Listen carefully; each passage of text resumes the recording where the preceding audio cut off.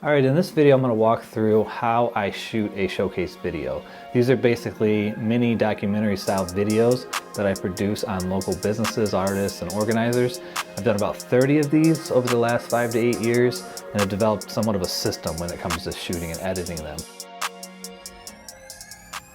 So before the shoot, I usually like to touch base with the subject or the person I'm working with, let them know to have 2 to 3 types of work to do so I can film little mini B-roll stories of. I also, with some businesses, like to have a second employee there that I can film. It just depends on the size of the business.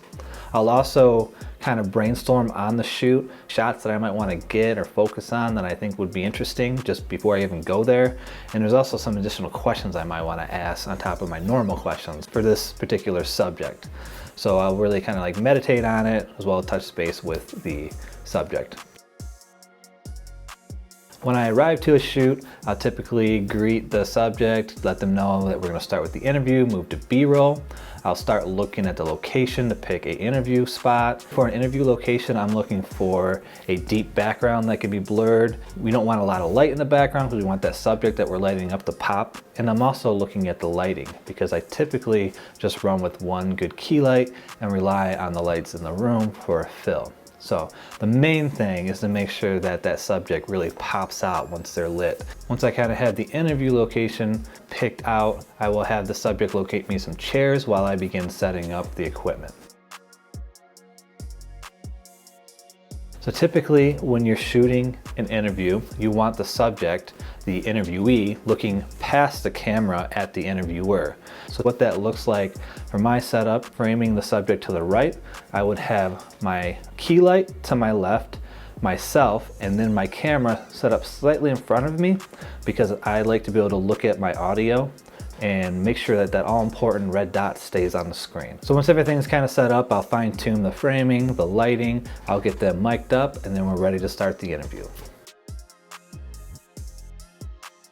I'll start the interview by having them introduce themselves. Sometimes I'll have them say it right into the camera because it's usually my first kind of shot and I feel like I can pull people in.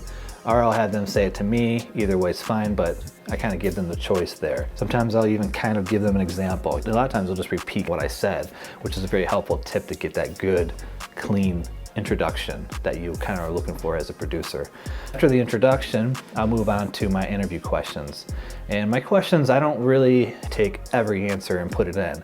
What I'm looking for with these questions is just to keep the interview moving and look for specific things that make the interviewee kind of light up. If I see them getting excited about a certain thing, I'll dive further into it. If I see them talking more passionate about a certain subject, whether it's their story, their history, or currently what they're working on, I'll kind of keep asking questions to tease that out because the energy and the passion is kind of what really connects people to these videos. So as an interviewer, it's important to know when to ask those questions and to dive deeper. One thing I've learned interviewing 30 plus people and editing is some people you have to dive into almost every question to get them to open up, while some people you have to interrupt or find windows to ask the next question to move the interview along because they have so much to say. You want to find that happy middle because if you go back and you don't have them saying enough, it's hard to edit. And if they say too much, you have way too much footage to get through and you can increase your editing time substantially. Once I've asked all the questions, I circle back to the introduction and maybe even a couple of the first couple questions because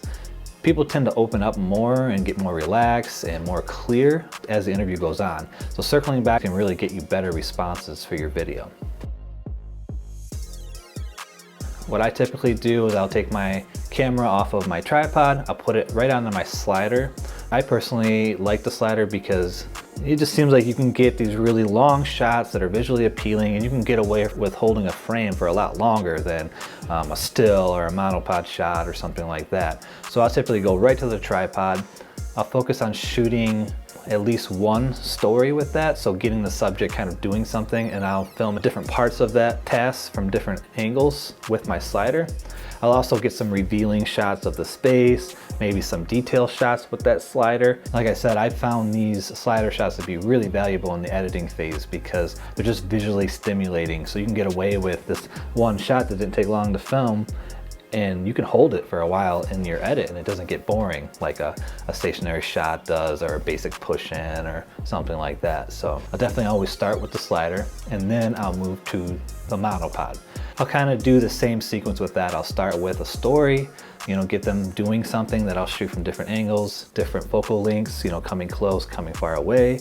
And then I'll do the detail shots, shots of shelves, walls, tools, things like that. Those little detail shots also go a long way in your edit. At this point also, I will get my wide establishing shot of the outside if I didn't already get it with the slider, and I'll get like a wide shot of the room or studio if I haven't already got it.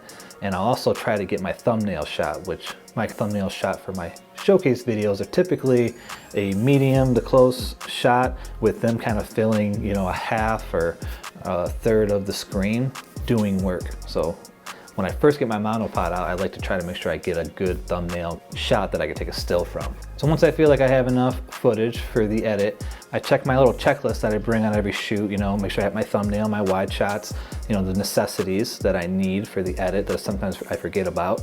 I'll start packing up. And this is typically when I go back out and shoot more, because I have been in several situations where I had to go back out and shoot some B-roll, or I was in my edit just kicking myself. So that's another thing I developed over time, is you really can't capture too much footage. It's always going to be nice to have those assets in the editing room. That's my system, that's my process, that's my setup. I hope that there was some good takeaways for you in this video, and there will be an editing video on how I edit these coming out soon.